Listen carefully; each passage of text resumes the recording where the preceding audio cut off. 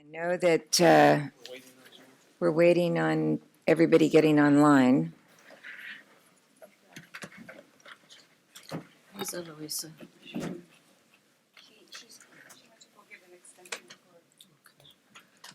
Well, I think I'll go ahead, if it's okay with the rest of the board.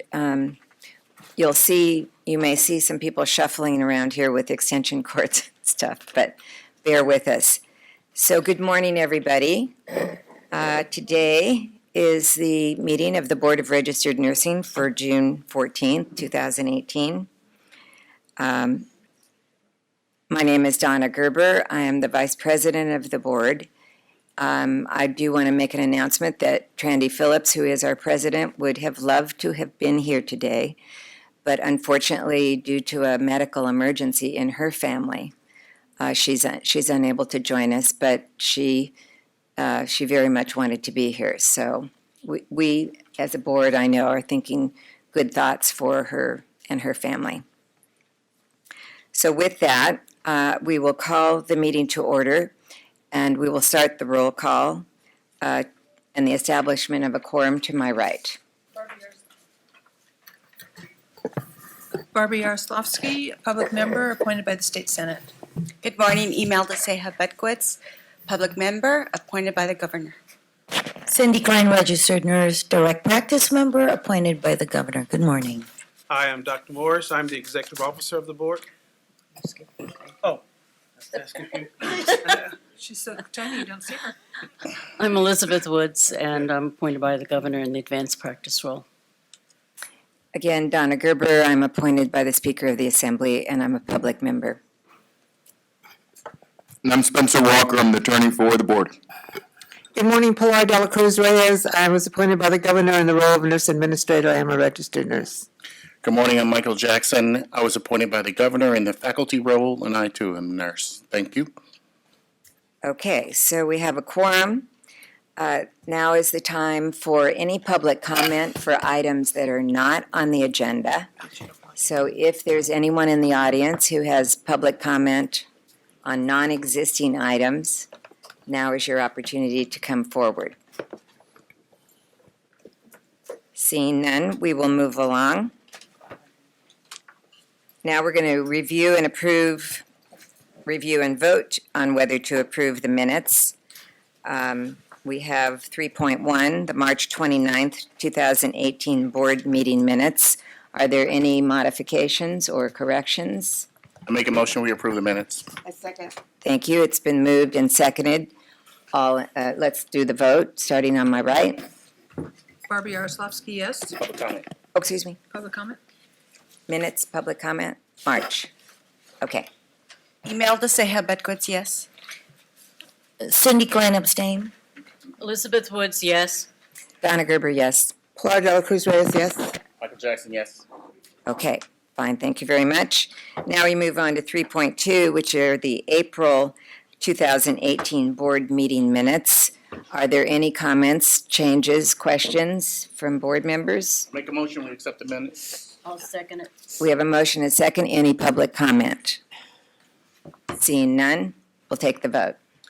Barbara Yaroslavsky, yes. Imelda Ceja Bedquitz, yes. Cindy Klein, yes. Elizabeth Woods, yes. Donna Gerber, yes. Pilar de la Cruz Reyes, yes. Michael Jackson, yes.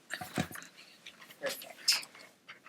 Now we have 3.3, which are the May 2018 board meeting minutes. Any comments, changes, questions? Hearing none, do I have a motion So moved. So moved. and a second? Second. Okay. Public comment on the May board meeting minutes, if any. Okay, thank you. We'll do the vote now, starting on my right. Barbara Yaroslavsky, yes. Imelda Ceja Bedquitz, yes. Cindy Klein, abstain. Elizabeth Woods, yes. Donna Gerber, yes. Pilar de la Cruz Reyes, yes. Michael Jackson, yes. Excellent. So we are finished with the board meeting minutes. The next item is report on board members' activities. Do I have any board members with reports on their activities? I went down to Bakersfield last month to do a presentation on activities of the board. I was invited. And so I did a report on activities of the board Presentation to whom? to nurse leaders from the Bakersfield area. Excellent. I did a presentation for San Diego NAN, which is the San Diego National Association of Hispanic Nurses. They invited me, so I gave them a board's update, and I filled in for Dr. Morris, too, who was also invited to come. You know, I can't fill his shoes, but I did my best. And I also did a commencement for Southwestern College in San Diego. And it was fun, always fun. Always good. Any other board member reports? Seeing none, we will move on to 5.0, board and department activities. And this is the time when we have our executive officer report. Dr. Morris. Yes, good morning, everyone. Again, thank you for being here. I will begin with my organizational update, item 5.1. As always, the board continues to review its internal business processes. The board has submitted the budget change proposal to request additional staffing to meet its operational needs. The additional staff will be used to improve customer service, public protection, and other essential functions of the board. The 2017-18 Annual School Survey and Nurse Practitioner Certified Nurse Midwifery Survey is currently available on the BRN website. UCSF administered the survey on behalf of the BRN. The surveys provide an overview of the trends within the advanced practice nursing and nursing education throughout the state of California.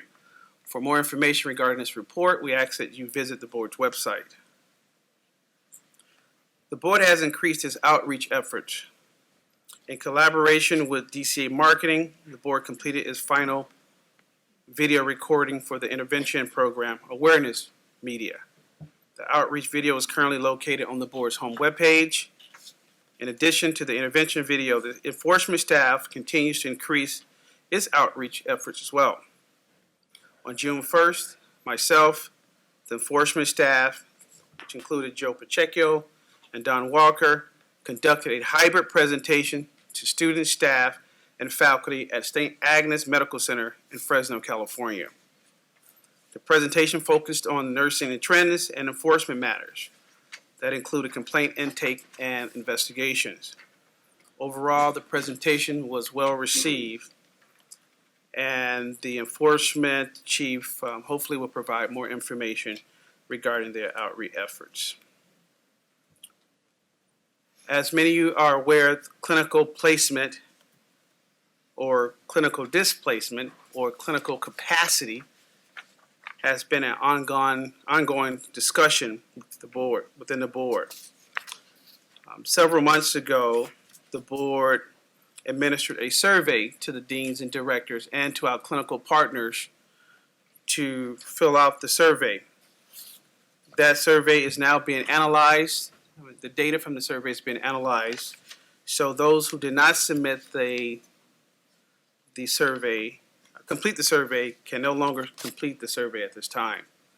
The outcomes will be shared with stakeholders during the planned regional summit meetings and Nursing Education and Workforce Advisory Committee, also known as the NUWAC Committee. The data will be used to stimulate discussions and potential solutions regarding clinical capacity. And hopefully academia and the industry partners can come together to come up with some tangible solutions. The board continues to comply with public records requests and responds within the required timeframes that are set in Government Code Section 6250 for the period of April 2nd, 2018 to June 4th, 2018. The board received and processed approximately 24 public records requests. Moving on to section 5.3 of my report. As of June 5th, 2018, there are approximately 1,307 licensees that still remain delinquent on submitting updated fingerprints to the board. These individuals will be notified and given approximately 60 days from receipt of their initial letter to respond before disciplinary actions are taken. Nurses, if you're out there and you're listening, it is your responsibility to make sure that you are compliant and you submit fingerprints to the board. The board adopted the use of the cloud technology as a best practice to streamline processes in October 2016. Since then, the board continues to achieve great success with improving many timelines in the licensing and enforcement unit. In March, the board expanded the electronic process to out-of-state licensees, planning to endorse into California. For more information on the endorsement process, please visit the board's website or contact the licensing unit. Moving on to 5.4, the budget update. On March 29, 2018, the Board of Registered Nursing voted to authorize implementation of the statute to increase licensing application and renewal fees. Senate Bill 1039 required that the board set licensing application and renewal fees within the statutory range, but not lower than the minimum allowed fee. The board voted to set licensing and renewal fees at the minimum required fee, unless a fee contained within the board regulations is within the statutory fee range. The fee change was implemented on April 5th, 2018. The board also recognizes there was an error in the public health nurse fee, and that has been also addressed. For more information regarding those fees and those changes, please visit the board's website for more information. The board is on target to complete the fiscal year with a surplus. The fee increases on April 5th, 2018, and the granting of the AG/OAH augmentations are key contributors to the board having the available funds necessary for expenditures. The board will close its fiscal year 17-18 with a projected 3.5 months of funds in reserve. The board staff has closely monitored the expenditures and cost-saving measures in order to operate within the fiscal budget. The staff continue to work closely with the Department of Consumer Affairs to ensure that there is transparency and accuracy in spending and fiscal planning. DCA has also implemented a leave buyback program for its employees, and the board will participate in this buyback program. The budget also accounts for the new 12 positions that we're currently hiring for in the call center. Again, for more information about the hiring practices within the board, we ask that you please visit our updated website. Page 4 of my report lists the fund conditions for your information. And last but not least, I will like to acknowledge our new staff that we recently hired. Brazil Smith, she's an office technician. She's going to be working in administration. Jessica Hewitt, she's a program technician. She's going to be working within our licensing unit.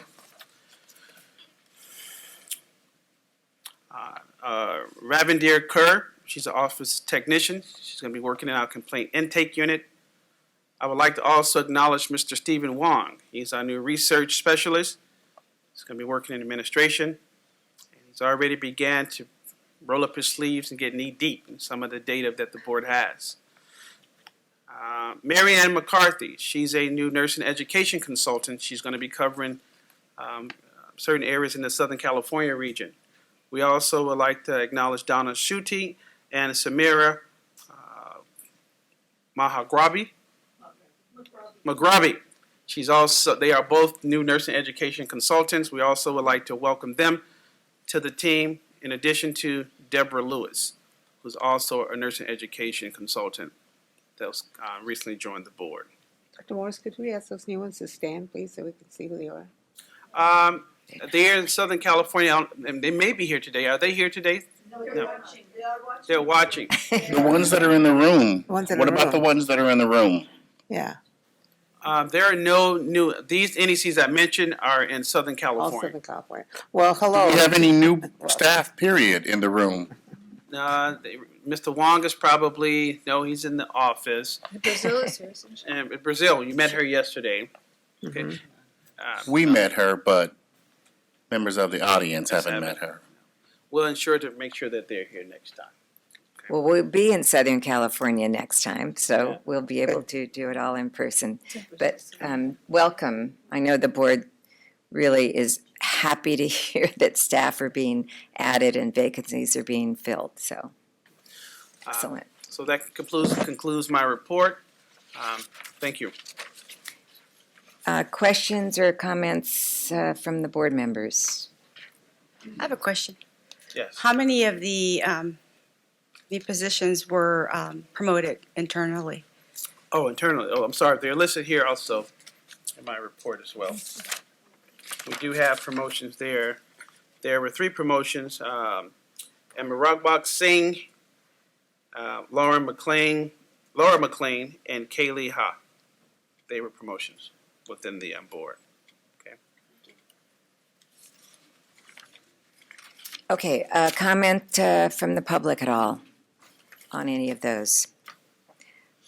Okay, seeing none, we're going to move on to 6.0, which is the report of the Administrative Committee.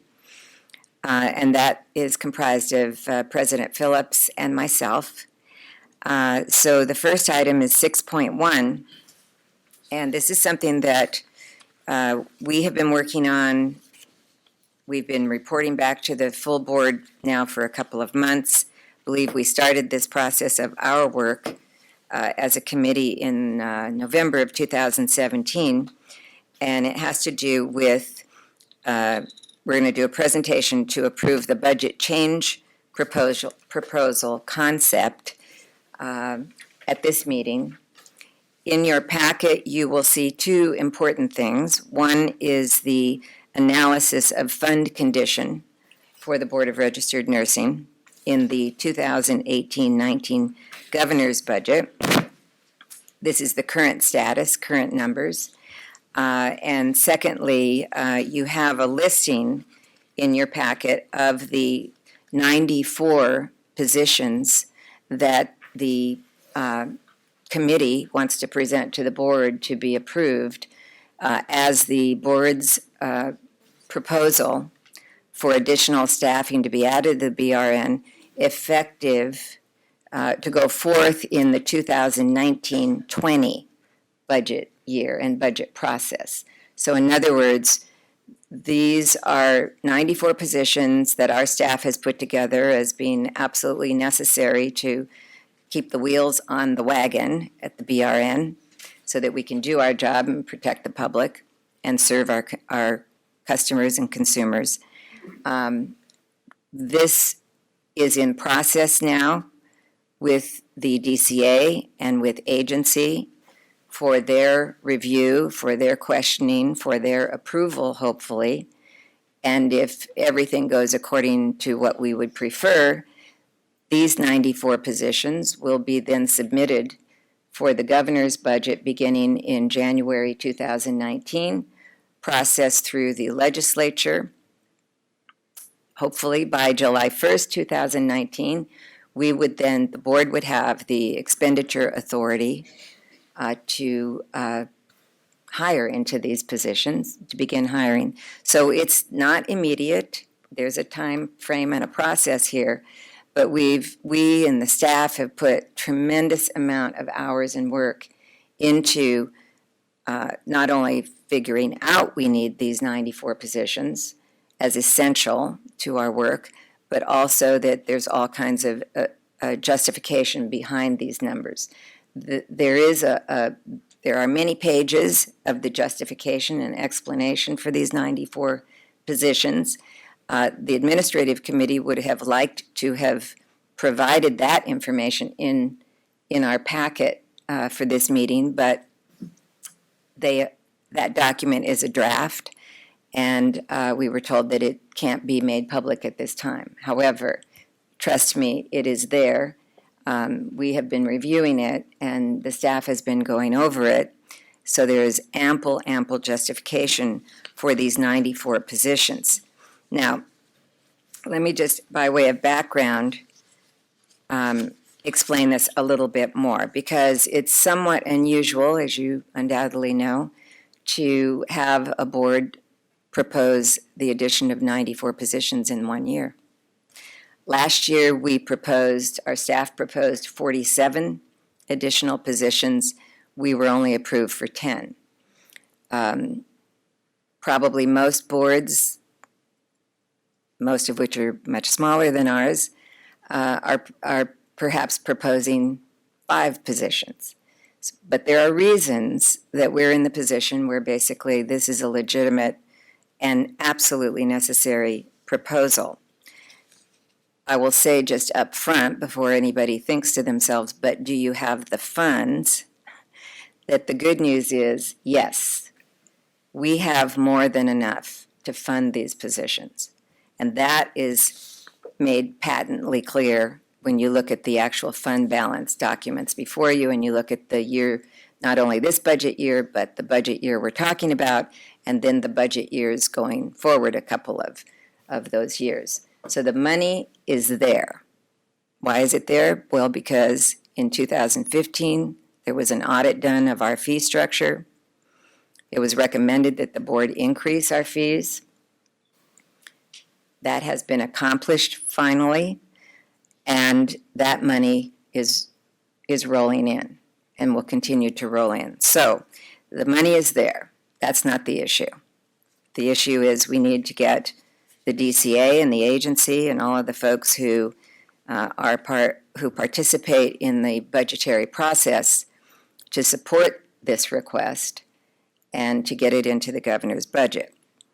Now, just a few statistics, and again, this is related to how did we go from where we are here to needing 94 more positions. Well, it's really math. It's not that complicated. It's relatively straightforward from the perspective of President Phillips and myself. Licensees in California, RN licensees, have increased from about 250,000 to 430,000+. Licensing applications are about 50,000 a year now. There are about 215,000 renewals per year. Again, based just on the sheer numbers, the sheer volume. We process around 35,000 initial licensing applications per year now. We have increased the number of nursing school programs in California that are regulated by the Board of Registered Nursing from approximately 120 now to 146. The BRN, and brace yourself for this number, receives approximately 500,000 phone calls per year, about 50,000 emails. We have 8 employees working in the call center. We don't answer 88% of the phone calls because we can't with those numbers.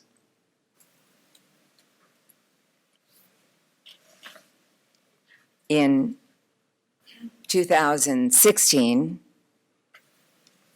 legislation was passed to authorize the fee increase that I referred to earlier. That fee increase authorization, statutory authorization, was effective in January 1st, 2017. Unfortunately, our request to make the regulatory changes to allow us to implement a good number of those fee increases, about $20 million per year of those fee increases, didn't get processed by the Department of Consumer Affairs until this year, 2018. So, unfortunately, when we submitted our our request for 47 positions last year, we didn't have that funding that we, as a board, had authorized. So we're playing catch-up here a little bit. But as I said, the good news is we have all those things in place now. So going forward, the idea is we would be able to handle some of this incredible volume increase. We would lose less employees to burnout in some cases, or attrition. We would be able to have a more stable workforce. And most importantly to members of this board, we would be able to do the very important work, and our staff would be able to, they do the important work now, there aren't enough of them to do all of it. But all of it is necessary. And the state of California deserves, the taxpayers of California, in our view, deserve to have a Board of Registered Nursing that is not only the largest healing arts board in the country, and again, in terms of those numbers that I was laying out for you, but is a very high-quality board. California has the best standards in the country, but we have to be able to enforce them. We have to be able to license people. We have to be able to renew their licenses. We have to be able to answer their phone calls. We have to be able to review the continuing education providers. We have to be able to audit their classes. We have to be able to audit the providers that we have approved. We have to be able to do all the kinds of things that go into having the kind of licensing board for the registered nurses of California that California has historically had. But with these kinds of increases in licensees and in new nursing schools and all of the work that flows from that, the bottom line is you can't do it with less people. You have to do it with more people. And in reviewing this, one of the things I do want to add is that Trandy and I feel very strongly about this. When we really got into the weeds of looking at all these numbers, of understanding how everything's interrelated, in understanding the kind of volumes, in understanding the kind of processes that are involved, in dealing with Breeze, the computer program, one of the things that became just kind of in our face is that the BRN staff have been having to deal with this situation over at least the last, I would say, 10 years. And we just want to say, the two of us at least, that we're amazed that you all can, that you all do what you manage to do, because the volume, the increases in volume have been just tremendous. And the complexities and the additional requirements that have been put on you are huge. So while this sounds like a lot, 94 positions, it's actually worth about, my calculation is, looks like about $9 million a year extra. If we got approval for these 94 positions. The increase in fees is well over that. So as I said earlier, there's no problem with financing these additional positions. Now, do we have the space to put 94 more people here? You probably know. No, we don't. So what are we doing about that? Well, we are simultaneously pursuing, Dr. Morris and staff, not Trandy and I, Dr. Morris and staff are pursuing what our options are for increasing facility size. There are options, and those will be pursued simultaneous with this request as we go through the budgetary process. so that hopefully we're solving both problems on the same parallel track. So we know we need more space. We know these positions need more space. That's going to be pursued as well. And again, there is enough funding to do it. What we need to get is we need to get authorization to spend the funding that we have. And that's the basic purpose there.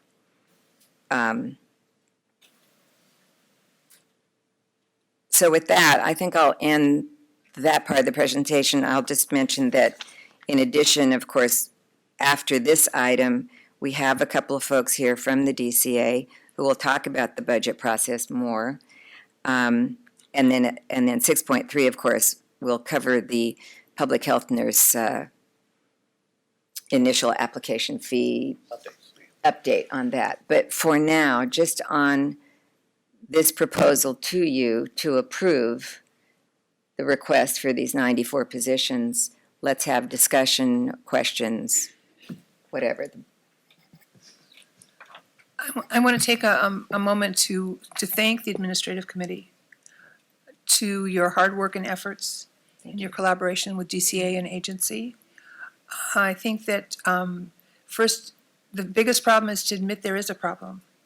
I think we've had a hard time publicly doing that, but the public should be well aware that behind the scenes that this committee has been working hard with staff. And I want to thank the staff's effort for making it so succinct and in my face, obvious to what needs to be done. I've been on this board only 2 years, and this is the first time, well, the first beginning of the time that I'm really hearing details with charts, with backup information, with appropriate requests, that this is not a padded request, this is bare bones needed to function. And I want to really compliment you and the team, as well as the staff. Thank you. I'll pass that to Trandy as well. I'm sure thank you. she's watching. Thank you. Any other questions about the specifics? Donna, do we have any idea of how many complaints that we get? Obviously, if people can't get through the line, they can't complain either. But There's been I a know when huge- I'm out I know a lot of nurses and I interact with a lot of nurses, and I can tell you that there's not a lot of positive things that are said about the board. And sometimes it's because of answering a phone. I know, a rather simple thing. Well, we do know that when you can't call your licensing board to get your question answered, you're pretty clear that you're not getting service that's even reasonable. And sadly, that is the situation. And so in terms of your question about those kind of complaints, I don't have the number in my head, but it's They're huge. outlined. The numbers are outlined in the previous board meetings. I mean, the licensing staff provide that information, also the enforcement side. So I mean, that data is there. Well, on those kind of complaints, let me just say this. So on the complaints that the public is filing relative to practice, okay, that, which is not the same as I can't get through the telephone. That's That number is now up to over 9,000 per year. And I believe staff said something the other day in the meeting we were in, about a 62% increase there, what that reflects. Now, the thing is, when you have 430,000 licensees, and let's say another, 70,000 additional nursing certificates, advanced practice nursing certificates, all that kind of stuff. It doesn't take a high percentage of complaints to result in a very large number. In other words, so of our total licensed workforce in California, probably about 1%, roughly, a little over 1%, receive complaints about their practice in some way, the complaints that come to us. So that's a low percentage, but on a number like 430,000, that's about 9,000 of them per year. And those have to be taken care of, and they have to be taken care of quickly, efficiently, and appropriately. And that's why the proposal before you shows an additional, I think it's 18 positions in enforcement alone in the proposal. So those are huge numbers. Does that help, Betty? It does help, but I bring it up because if you spend a lot of time trying to get through the phone, once you get through, then the other person on the phone is hearing a lot of negative things from you before you even figure out what the person is really calling for. So it just snowballs when the phone is not answered properly. I think we also have to remember very carefully that in addition to the 450,000 some odd licensees that we have millions of people that are consumers out here in Right. California. And as our purpose in life is to be a public protection entity, that the public has every expectation to be able to pick up the phone, Right. make a phone call, have a phone call answered, and results from that. So in addition, so we're running a multi-tiered freeway here that's totally jam-packed at rush hour. And there are no more cars. So just remember what our job is. Any other comments, questions from the board? How about the public? Any public comment?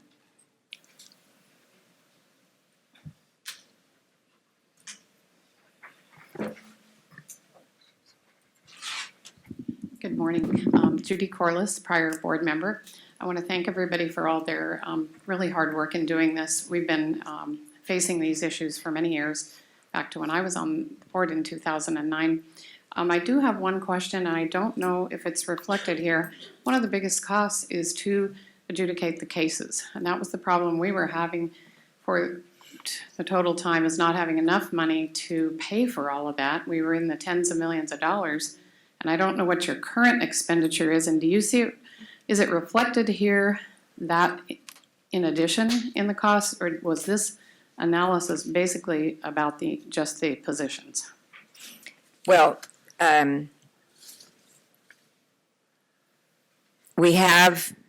we know, I can't tell you off the top of my head this moment, but we do know how much we're spending in the processing of enforcement, and we know that if we add these positions, what's going to happen is it's going to speed up the whole process of enforcement, which should help actually reduce the cost. But the cost is going to be high no matter because of the nature of investigation.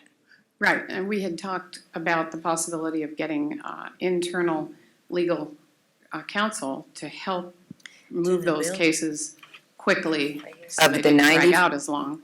I know we had talked about that for many years, and I don't know where that's at, but specifically in this analysis, does that reflect? Yes. Okay, I just didn't see the line item. There's a position that's a designated lawyer for the Board of Registered Nursing. That's great. Thank you so much, and congratulations to all of you for the continued work you do. Thank you, that's very nice to hear. Anybody else? Okay, so now we're ready for a motion, and this has to do with the actual proposal for 94.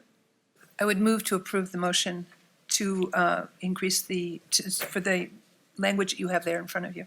I will second that. The language is to support the position of 94 positions. Let me help you, Barbara. Give me the motion. Just make a motion to approve the budget change proposal concepts. I move to approve the budget change proposals as noted. And I will second that motion. Okay, we have a motion and a second. Again, I'll ask for public comment just in case. Hearing none, we'll take the vote. To my right. Barbara Yaroslavsky, yes. Imelda Seja Bedquez, yes. Cindy Klein, yes? Elizabeth Woods, yes. Donna Gerber, yes. Pilar Dela Cruz Reyes, yes. Michael Jackson, yes. Excellent, thank you so much. Now I'd like to call Agenda Item 6.2 and the representatives from the DCA to come forward and just tell us more about the budget process that I glided so quickly over.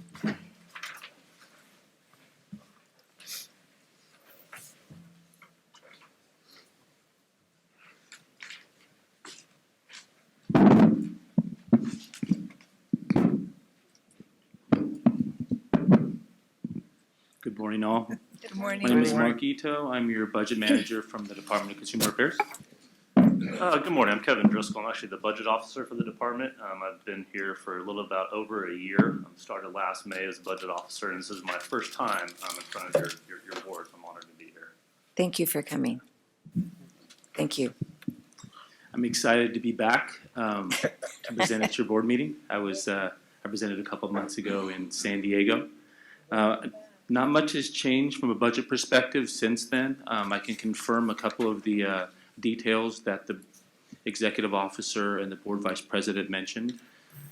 Your board is spending well within your budget appropriation. We have been keeping a close eye on your budget.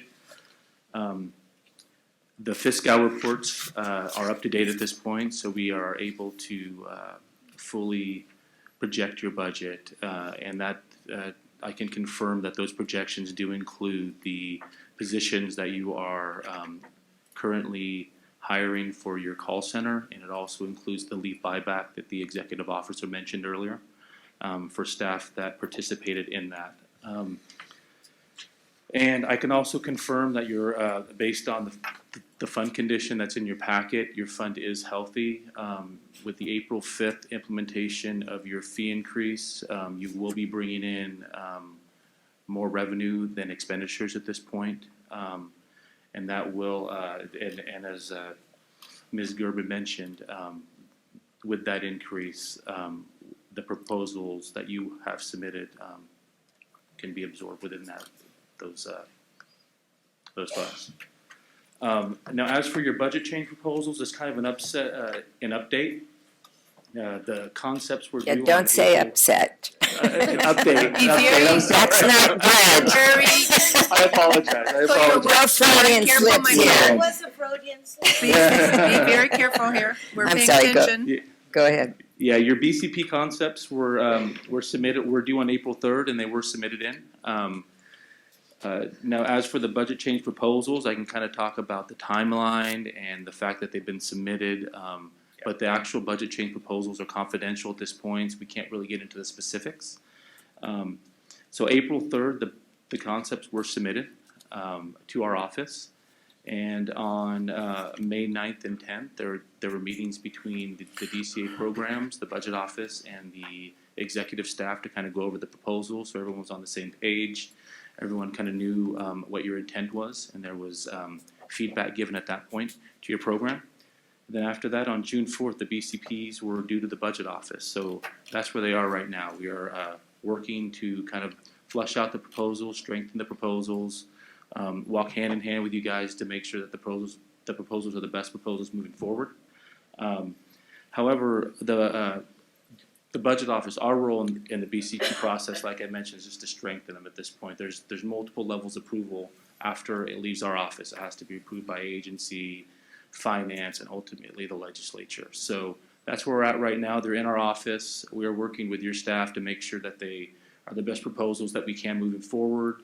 We're looking at workload data. We're looking at, as Ms. Gerber mentioned, we're looking at the facility aspect, and we're going to work with you to make sure that, because it sounds like with the amount of staff that's being requested, that there's going to have to be a concurrent proposal or included that includes those facilities. But like I said, I can't really get into the specifics at this point. So could you back up 10 seconds? Yeah. Because I was hearing conflicting, and I apologize. Yeah. But I want to be real clear on what you're saying. I heard that you have the budget change proposals in-house. Yes, we do. You have moved them forward to where they need to be. They are. And I've heard them that they're back in your office. No, they are in our office at this point. The budget, there's a difference between the budget change proposal concepts and an actual budget change proposal. And a concept is just you submit that, and then we work with your program to make sure that when you do submit your actual budget change proposal, that it is a more or less a completed product. So we don't have a completed product yet? The budget change concept, Barbara, was submitted several months ago, and and subsequent then we submitted the actual budget change. I think my concern is that I don't want it sitting on a desk collecting dust and I'm not moving on the train going forward. And it absolutely is. Some of the timeframes that we're working for here, the budget change proposals are due to the executive team at the beginning of July. And then after that, it goes to agency at the beginning of August, and ultimately the Department of Finance on the September 4th. So we are right in the. You're right. Right, just make We are sure right that it's, there. okay. And kind of alluding to Mark's point, the budget change concept is just that's a concept, and then we develop into a full comprehensive proposal that has Your office workload data, develops. justifications, and so it's in our shop. It's coming to myself at the end of tomorrow. We have 2 weeks with it to work additionally with your staff to get it even more fleshed out to present to the executive team at the beginning of July. And so Okay, we're just want right to make on sure pace. that I wasn't hearing it going, it was dancing back and forth. No, absolutely not. And the board staff they did submit them on time, and our analysts have been working with the staff to strengthen the proposal and get more workload, sound workload, and more clear, concise justifications in there. So it is a very strong proposal and a high priority one for the department going forward. So the reason I'm bringing this up is I just want the understanding to be that you now have the full board's attention and pressure and eyes on what's going on.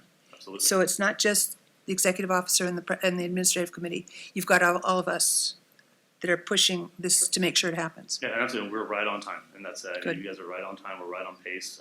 Nothing's falling behind on Good, on your perfect. proposals. I Your apologize proposals for are- interrupting, but I want to make sure where we are. Absolutely. So if you guys, and we're here to help you understand the timeframe. Thank you. Absolutely, keep you guys, and we keep the staff updated as well as we're moving through the process. Thank you. Okay. Any more that you wanted to present to us? No, if you have any This time. questions, I'll take them at this time. Okay, any more questions for, So I have a question. So if we have the money and we put in our proposal and we, basically justified why it is that we need what we need, what are the chances of, this going all the way through and being signed, or what are the chances of this going all the way through and being rejected? I can't speak to the administration or the executive team or even agency. I know for our shop, again, we push everything forward as the best product we can. We don't deny or necessarily ultimately deny any kind of proposal in our shop. If we find something that is weakened or whatever, we work to strengthen that so it does go forward and it is what we feel will be a successful proposal moving forward. I can't speak for the chances with Department of Finance or the executive team or the administration at this point in time. I have a follow-up question. So I'm not very familiar with all these layers of processes. So who champions that document as it moves through the process? Is our EO going to be part of that presentation, or is the board president? Or how are we on top of that with you, or do we just give it to you and says, you take it? No, absolutely. You guys are in hand with us. As the process moves forward, once the January 10th governor's budget is released and your proposals are included in them, come spring, you go through hearings. And at that point in time, we testify at hearings, and Dr. Morris and the board staff, the board staff are included on that. They kind of take the forefront with the support of not only the department, agency, and ultimately Department of Finance. Department of Finance is the backer. We get all those approvals and support behind these proposals as you're going forward, and so they're definitely involved at every step of the way.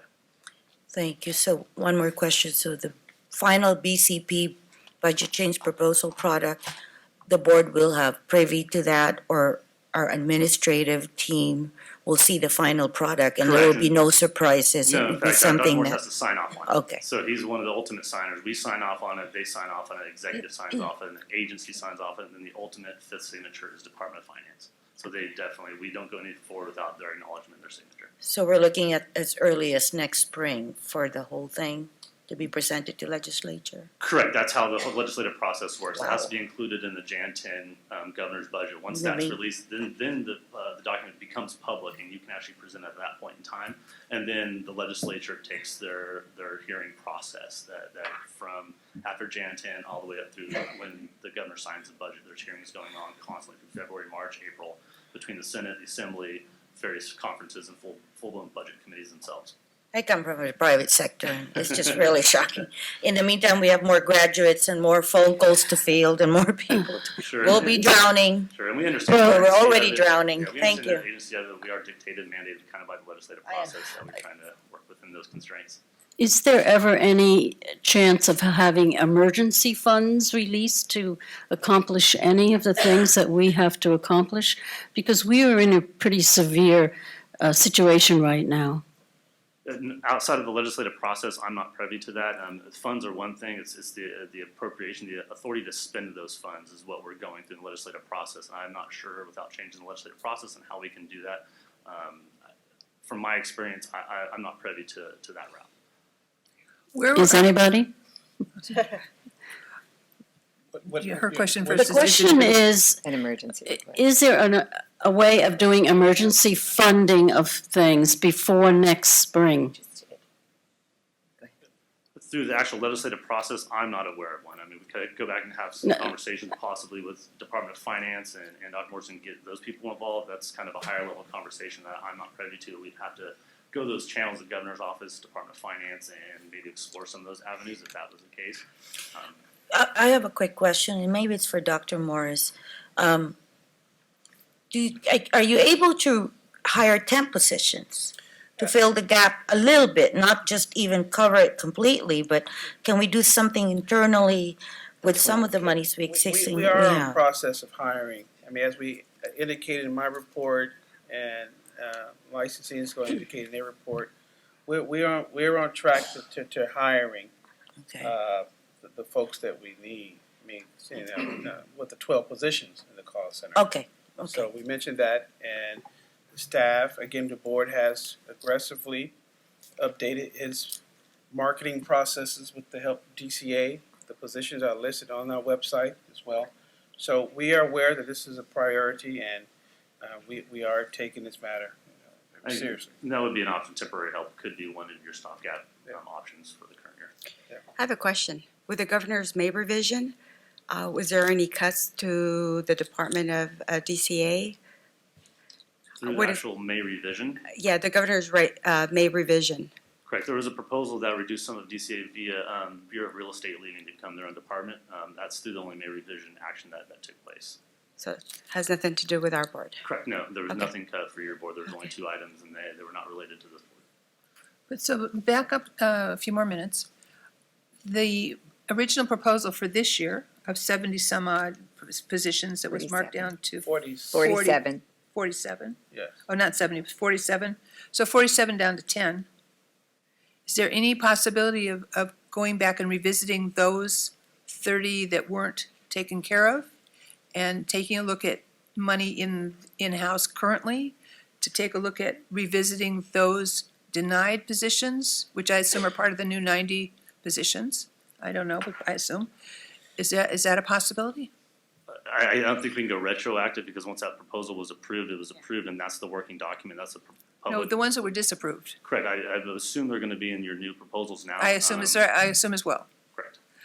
That's correct. I don't know that we can go back and revisit that. I'm not, at what point those were denied or removed from the proposal. I was before my timer. I don't think we can go backwards, and that's where I think they're addressing those additional 30 positions within these proposals to address those issues. That's correct.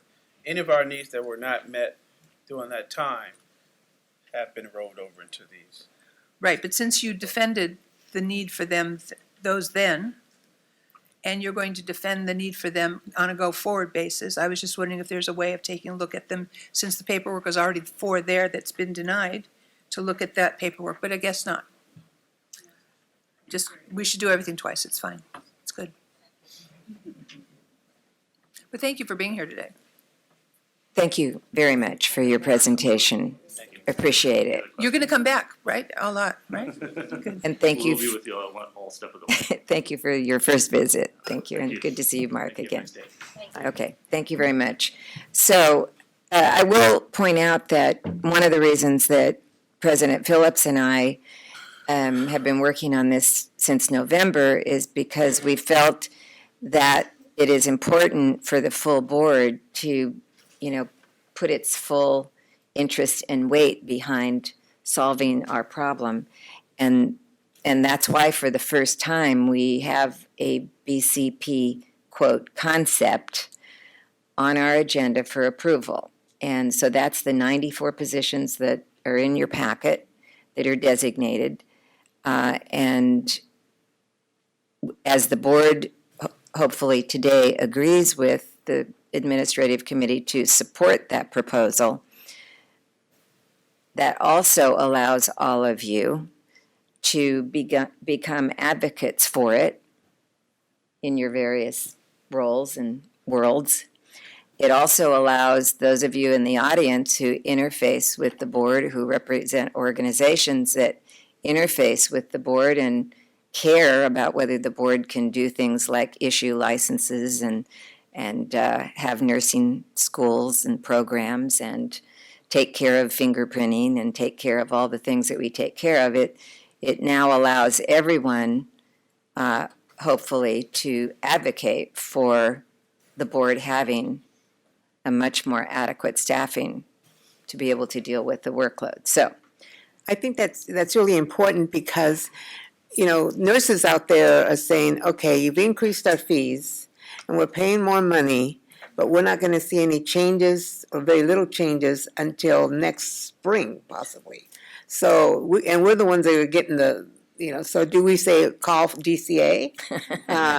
Do we refer them back to DCA and say, put the pressure on DCA to, you know, how do we handle that? I think DCA's got the message. I don't think that's gonna, yeah, that's not I gonna do us any good. I would think say our elected officials, elected Elected officials, officials. I mean, eventually it gets to the legislature. Before it gets to the legislature, it gets to the agency in the governor's office, governor's office. the Department of Finance. So, I mean, there are avenues available to people who want to advocate for this. And it is important because we're doing everything that is legally and physically and intellectually possible at this point. And we will continue to do all of that.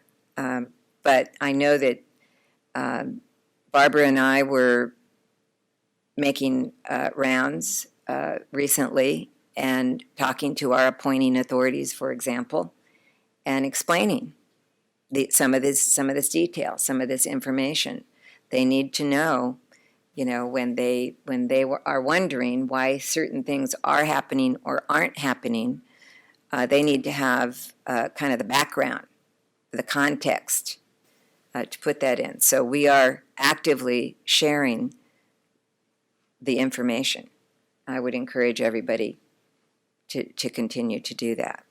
So I need a motion. We have a motion. We have a second. They already That approved we- the concepts. Done this. We did. We voted, we're moving on to the next agenda item. Did we? They approved the concepts. Perfect. Barbara moved it. We voted. Excellent. I'm so excited. You can tell I'm like immersed in this. Okay. Next item on the agenda is 6.3. 6.3, thank you. Update on the public health nurse initial application fee issue. So, the shortest version I can think of is that we increased the initial application fee in legislation that went through. However, there was a mistake in the legislation, and what came out was that the public health nurse initial application fee would be $500, and it should have been $300. But it was already in statute. So the fix to that is what we've now implemented. So there is new language, new legislation in a bill as we speak called SB 1480, which we'll be talking about later on the legislative information. And SB 1480 basically says that,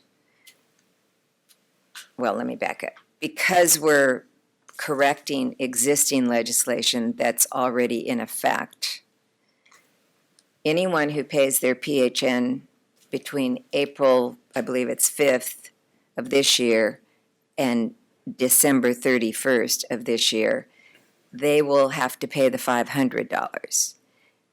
The legislation that is being put in SB 1480 requires that the board reimburses the $200 difference for anybody who has to pay that application fee. That's being reimbursed to those public health nurses. Up to January 1st. Now, once it's January 1st, then the fee will be in statute to be $300 as it was intended to be in the first place. Okay? So let's first do anybody, did I explain that reasonably clearly? Perfect. Okay, And Donna, for those who may have missed this or not tuned into the board meeting and the details, it is very clearly outlined on the board's website under the What's New heading. So you can visit that website, and if you're here representing a school of nursing, we ask that you also share that information with your students. okay, any I questions? have a question. So are we going to be keeping track? I mean, I would like feedback, towards the end of the year as to how many of those were affected, and I want to make sure that we have a mechanism in place so that we do reimburse those who have paid the initial $500. Yeah, we're keeping track of that. Okay. We keep track of that information. Okay.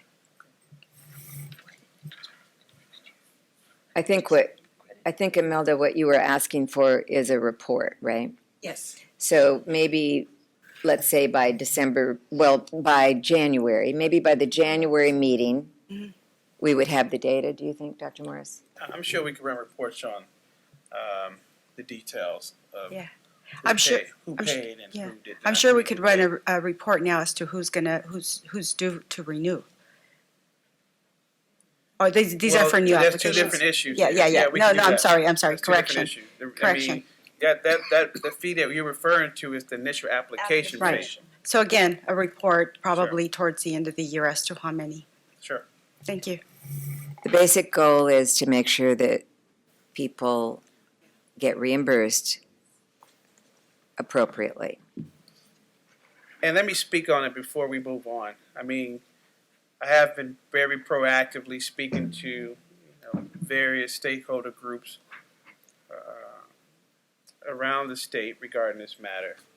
I also recently spoke at the PHN conference that took place in Los Angeles, which is a very large group of public health nurses there. And they also talked about this matter, so they have been made aware as well. So there has been a very conscious, proactive process in place to inform the public regarding these fees and the changes that are taking place in the very near future. I see, Carol. Yes, I'm just. you're just waiting to be ready? Okay. Moving on then. A hint. Thank you. Facilitator. Moving on to 7.0, a report of the Education Licensing Committee, Mr. Jackson. Thank you very much, Madam Chair. I'm Michael Jackson, Chair of the Education Licensing Committee. This is item 7.0, report of the Education Licensing Committee. Good morning, I'm Dr. Carol Velez, Nursing Education Consultant, and also Nursing or Education Licensing Liaison. So our first agenda item is 7.1, vote on whether to recommend ratification of minor curriculum revision and acknowledge receipt of program progress report. According to board policy, nursing education consultants may approve minor curriculum changes that do not significantly alter philosophy, objectives, or content. Approvals must be reported to the Education Licensing Committee and the board. Minor revisions include the following: curriculum changes, work-study programs, preceptor programs, public health nurse certificate programs, progress reports that are not related to continuing approval, and approved nurse practitioner program, adding a category of specialization. So the following schools have submitted minor curriculum revisions that have been approved by the nursing education consultants. I make a recommendation, we accept item 7.1, ratify the minor curriculum revisions. I'll second. Any public comment?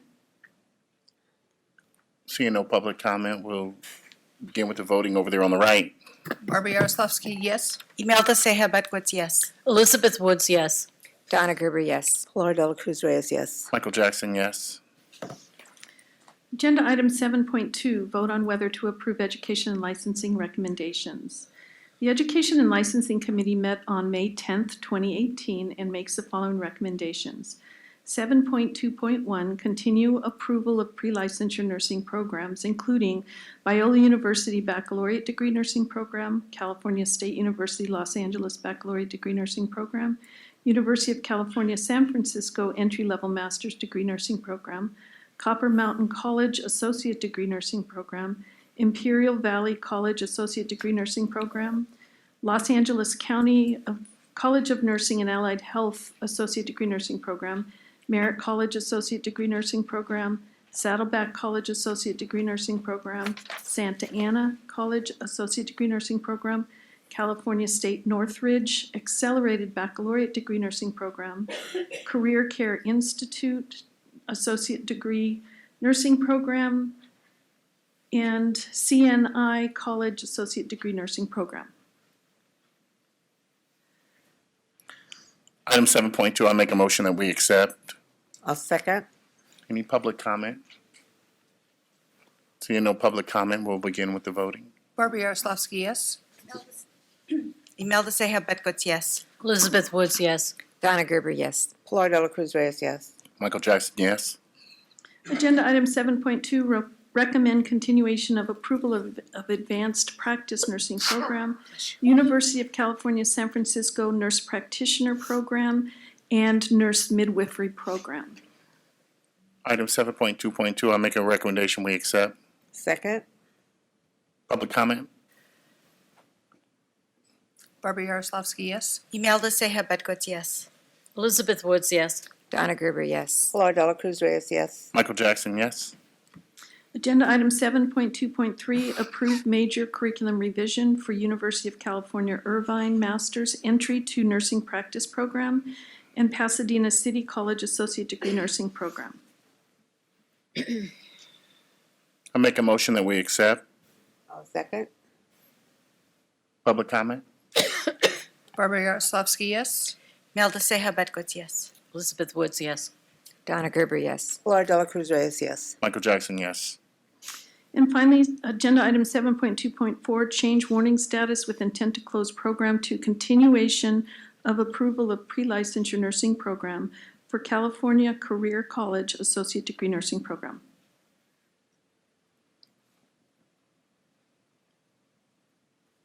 Hold on.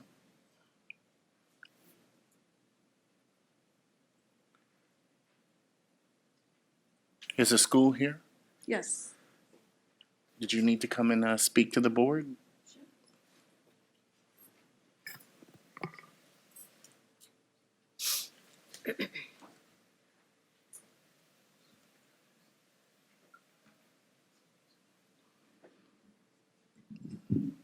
Good morning.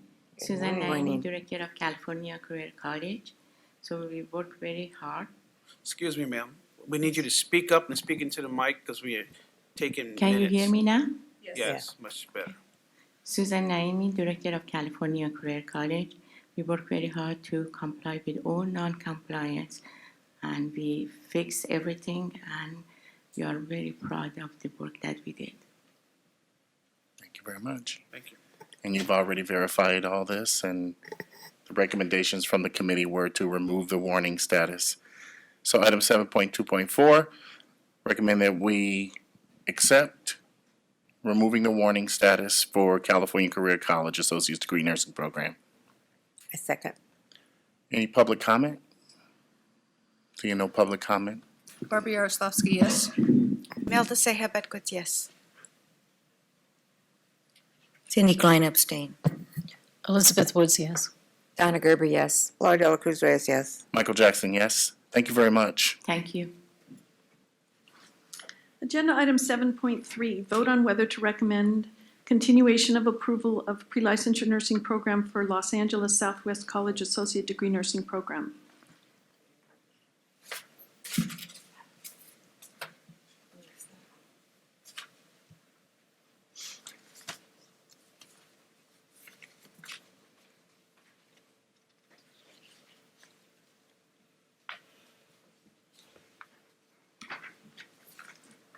Joining us today from Los Angeles Southwest College is Dr. Catherine Azubuki, who is the program director, Dr. Nolden, who is the interim college president, and Indiana McClellan, who is the assistant director.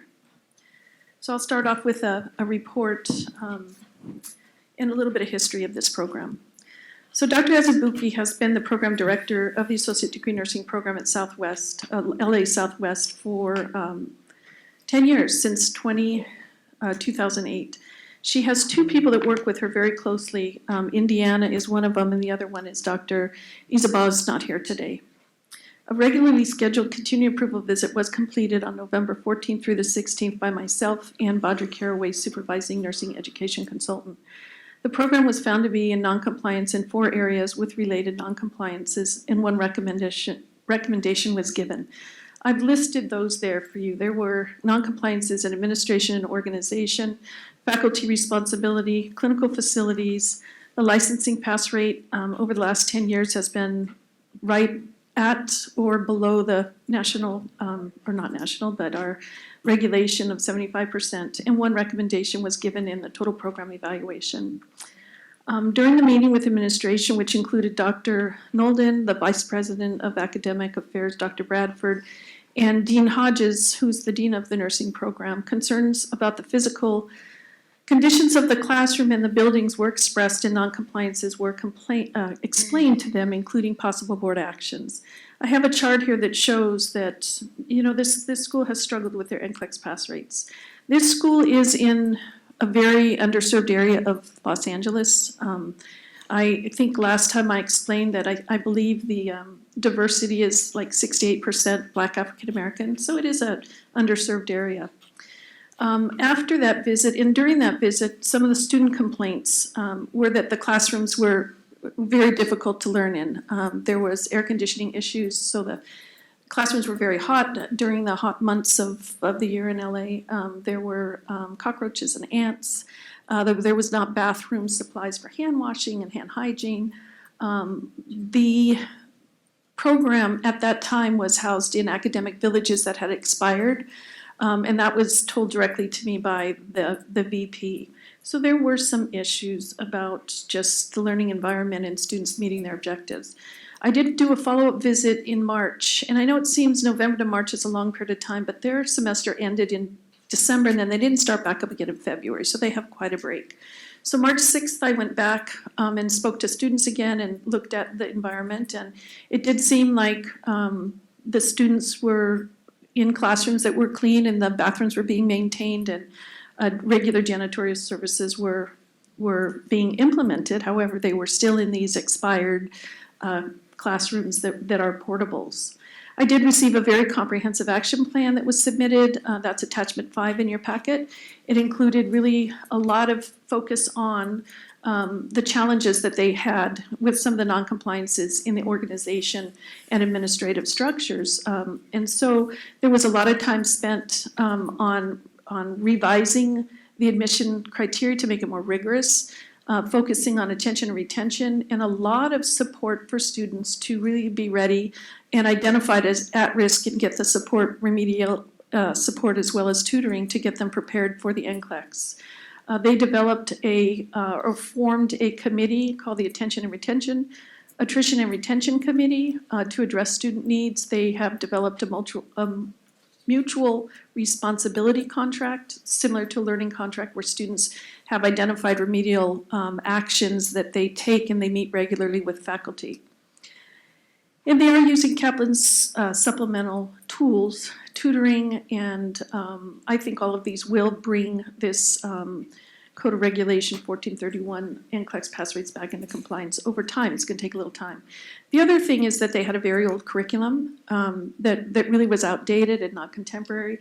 They have spent a lot of time and with the support of the school to bring in Assessment Technology Institute, ATI, to do C-mapping and to really create a brand new curriculum that I expect to see very, very soon.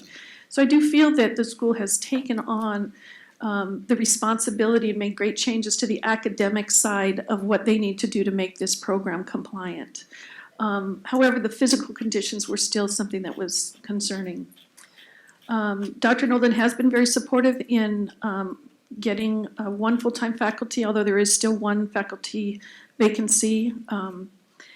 On May 5th, 5 students attended the Los Angeles Community College District Board of Trustees meeting.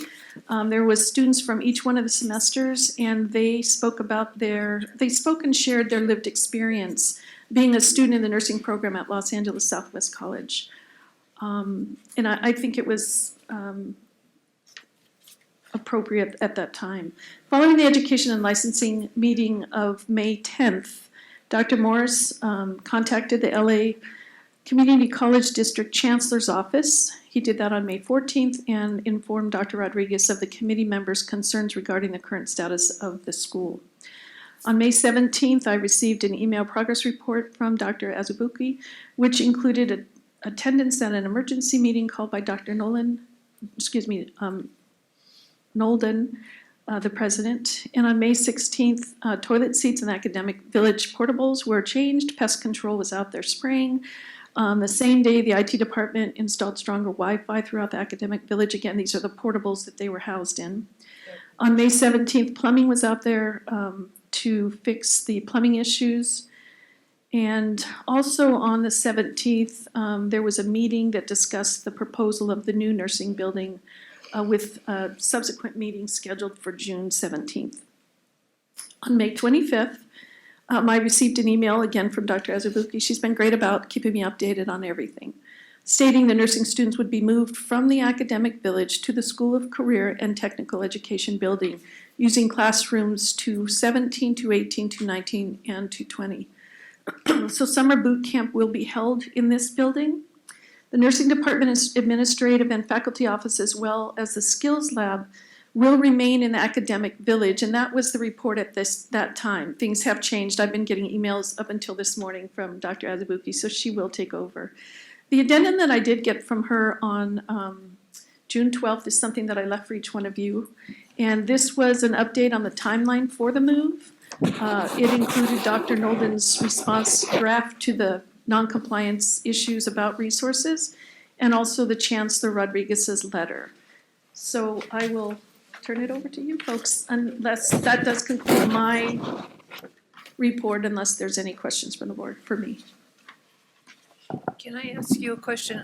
Reading through the list of non-compliance findings that you have they all, I heard you mention many of them. I didn't hear you mention all of them. Will they all be addressed through what I'm going to hear now, or you want to? They are still a work in progress, for sure. But what they have done as far as their admission criteria and their major curriculum revision for the curriculum, I think over time will give the students opportunity to have the educational resources they need to be better prepared for NCLEX. Yep. So, unfortunately, curriculums usually take a couple years to really be implemented where we see results. But the changes they've made, especially just being able to identify the at-risk students, is huge. And they've changed their admission criteria. So they will be bringing in stronger candidates for the nursing program. My concern was also addressing the assistant directors don't have time to be The supportive. the assistant director, I'm sorry, I tried to scale down this report from ELC's report. So, but thank you for asking that question. One of the two assistant directors was given 15% release time. 20% release time to assist. Part of the problem in my assessment was that there are not enough faculty, so both the program director and the program director and both of the assistant program directors are teaching overload. So they're filling in for the faculty faculty vacancies that exist. So the administration responsibilities are being met or not being met? I think we might need time to understand that. 15% is not, or 20% is not a lot for just one person. The other person gets no release time. That's hard to understand how they're still expected to do over and above their job when they're not getting release time. Our concern through the board, according to regulation 2, is also that if for some reason there was an absence of the program director, the assistant director would step in and take over her position. Excuse me, I'm sorry? That would not be possible if they're teaching. Right, exactly. So I think that as you go forward, that's something to keep a close eye on. Absolutely. The other thing I wanted to mention too is I've not been out to the school yet to look at the new space. I do plan to do that in the next couple of weeks. Thank you. Any other questions for me or our visitors? You have questions? Why don't we hear from the school first? Yes, please. Good morning, Board. I'm Denise Nolden. I'm the interim president, and I've been at Los Angeles Southwest College for approximately 22 months. In the time that I've come to understand what the issues are with the nursing program, I spent quite a bit of time trying to address specifically the facilities issues. The faculty addressed the curricular issues. And I just wanted to provide a little bit more context for what Ms. Bellis reported to you today. Upon hearing about some of the facilities issues for me, the first time that I heard about at least a couple of them, and I'm going to speak to the Wi-Fi issue and the cooling issue, was during her report. We have a protocol on campus to report these things, and whether or not it was followed could be a matter of debate. But one of the things that we attempted to do after we got wind of these things going on is that we did work on, and these aren't expired buildings per se. These are temporary facilities that were created a couple of cycles ago during a plan initially to build new facilities for the nursing building. I wasn't there at the time, so I'm only telling you what I was told. Those buildings never materialized for a variety of reasons. The bond program did not have enough money in it to accommodate the nursing program, and so they remain in these temporary buildings.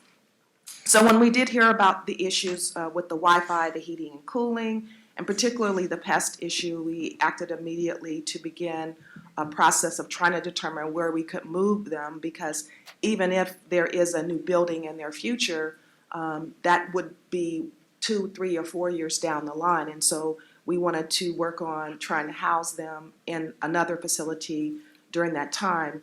We looked at a facility that could be renovated, and unfortunately, the cost to renovate that building would exceed 50%, which wouldn't allow us to renovate that particular building. So we moved to Plan B, which is moving to the School of Career Technical Education, which is our SACTI building. That's a LEED Platinum building, so all of the amenities in terms of the heating and the cooling and the Wi-Fi and all of that are present in that building. I do have prepared a space analysis request, the space that they had in the nursing building compared to the space that they requested for a new building and compared to the space that we're moving them to. And the space needs certainly exceed where they are right now. And also the rooms and the labs and all of the requests that they had for facilities will be addressed, as well as storage will be addressed. They will have faculty office space, simulation lab, a skills lab, and instructional space for classes. I also have a copy of the confirming that all of their classes have been moved to the School of Science building effective this summer. Let's see, what else do I have here? So in terms of the issues with the skills lab and the nursing vacancies, according to my ability to try to track where we are with the nursing faculty, we're filling the only vacancy that I'm aware of that we have in the nursing program. I have pointed out to the faculty in the program, they're not required to work overload. If overload is preventing them from spending administrative time with the program, we can hire adjuncts to cover the overload. So we are going to work with them to assure that they're not exceeding the time that they need to be devoting on the program, because we can bring in adjunct faculty to cover the time that they would be taken away from the administrative tasks to have to teach. So that's not a requirement that we're imposing upon them, and we do have the ability to hire adjunct faculty to fill any time that needs to be spent covering classes. So pretty much I can tell you that we think that we're going to properly accommodate them. Of course, it's going to involve a shift of a lot of other faculty and faculty offices. We're going to accommodate their counselor in the counseling center, which is a building adjacent to the School of Science and, the School of Career Technical Education. The faculty offices for the director and the assistant director will be located in an office where we're moving the vice president and his staff out of. They will have that office space. A simulation lab that we created last year in the Sakti building will be available to them.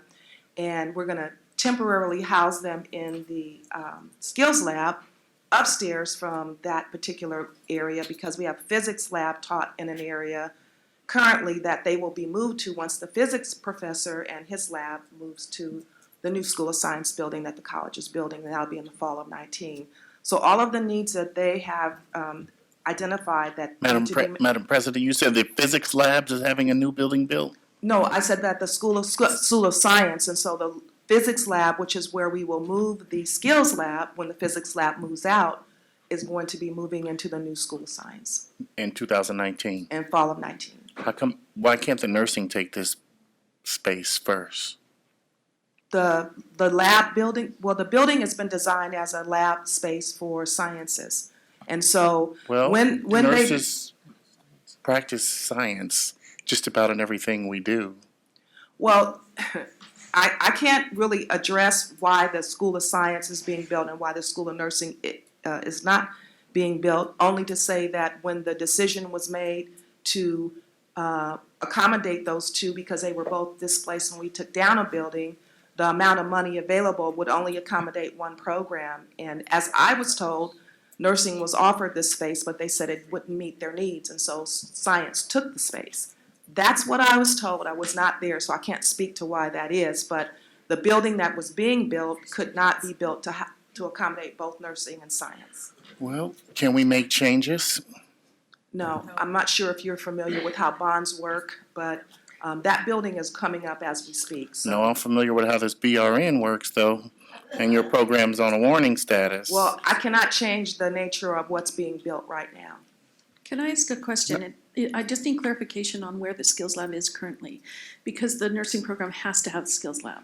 The skills lab will be housed in Sakti 217, which is upstairs from. Okay, so you will have a skills lab and a simulation. We will have a skills lab and a sim lab, and in the fall of 19, they will be adjacent to each other with storage space in between. So the labs are going to be in the same co-located where the classroom spaces be. So it'd be more advantageous for the nursing students to be They're as all part of a housed in the community, same building. same place, part of the community, the school community, on the site. Okay. I have some questions over your student population, please. What is the dropout rate?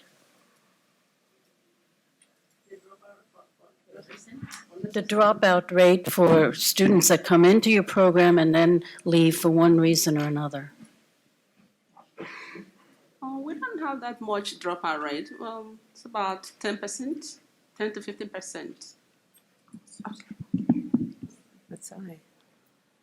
It's about, the dropout rate is about 10 to 15%. About, you don't have the exact number, is that correct? No, we don't have. You don't have the exact numbers, is that correct? For the nursing students? Yes, ma'am, that's what I'm speaking of, about your student population, your nursing student population.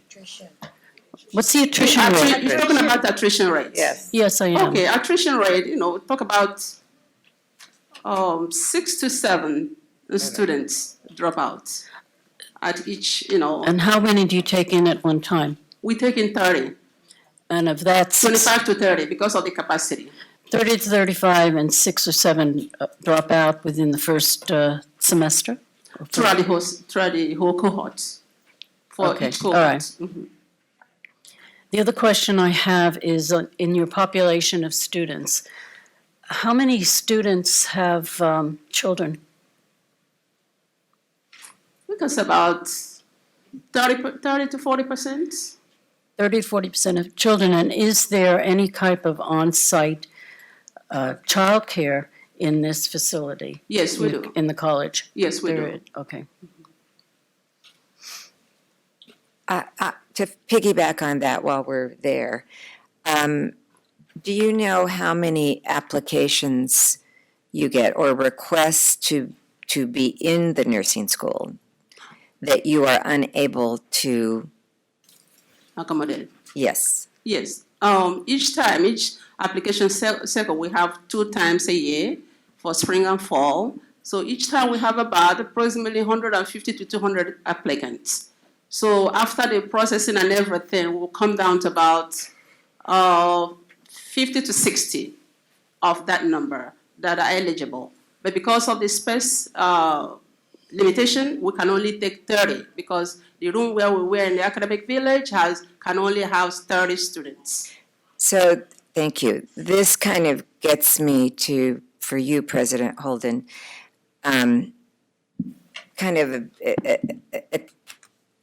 this is part of what I don't understand about this whole situation. So,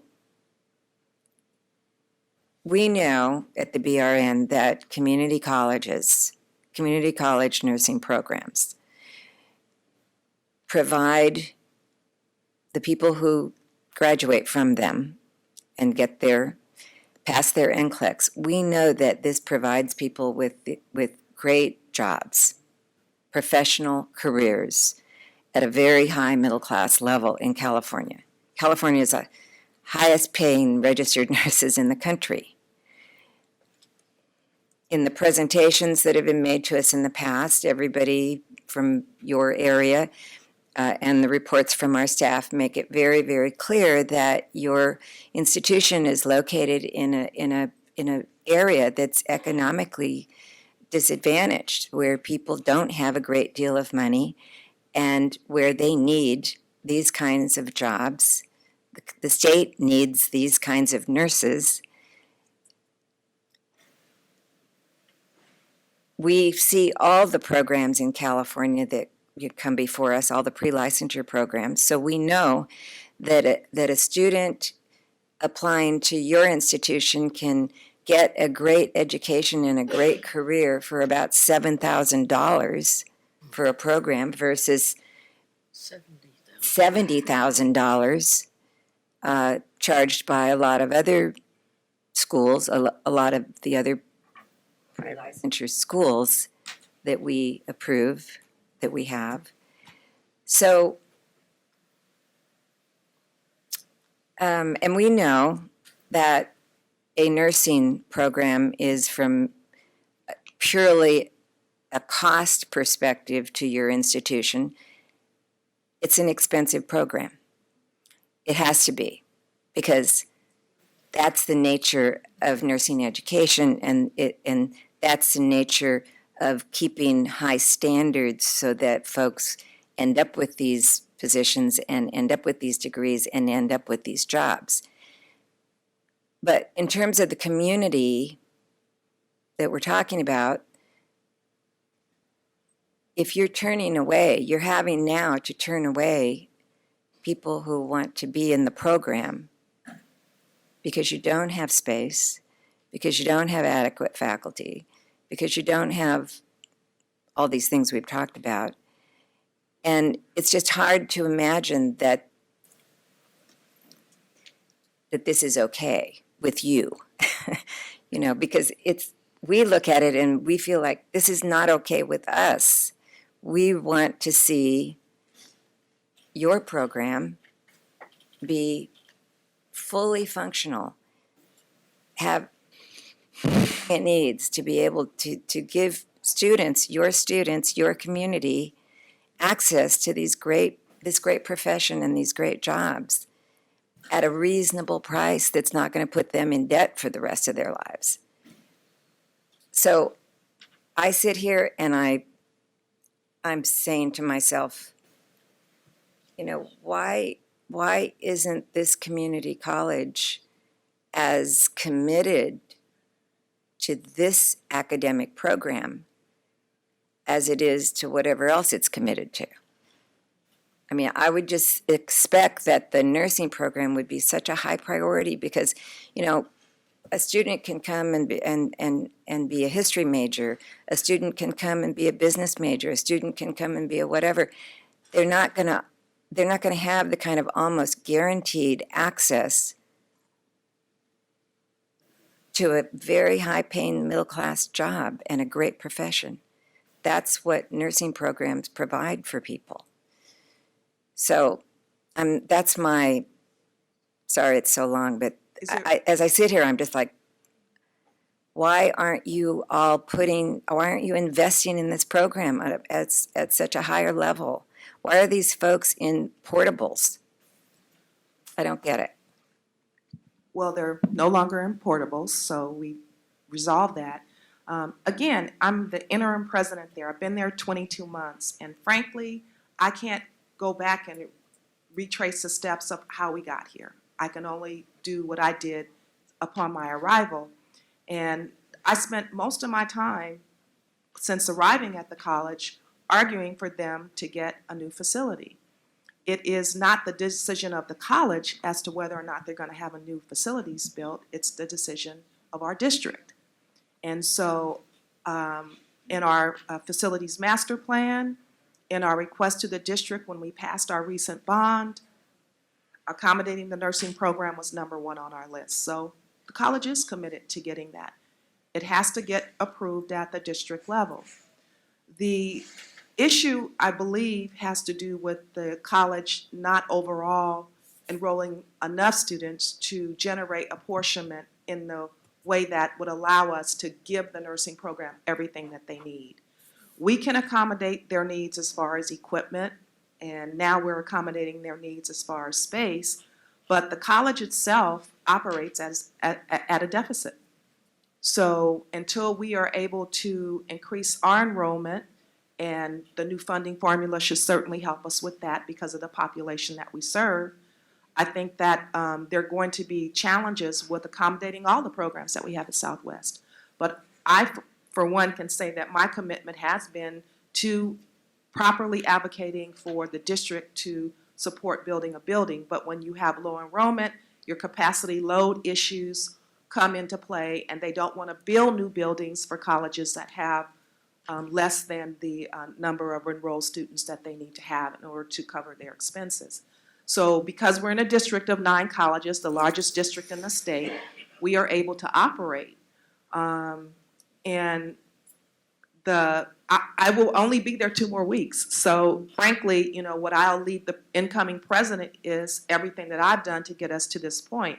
So right now, the chancellor has written a letter giving his unequivocal support to the continuation of the nursing program, to do what he can to ensure that they're going to be adequately housed in space that will meet the conditions that you've outlined that are appropriate for educating nurses.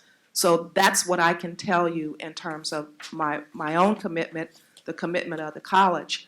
But it has to be approved at a board level as to whether or not there's going to be a new facility built.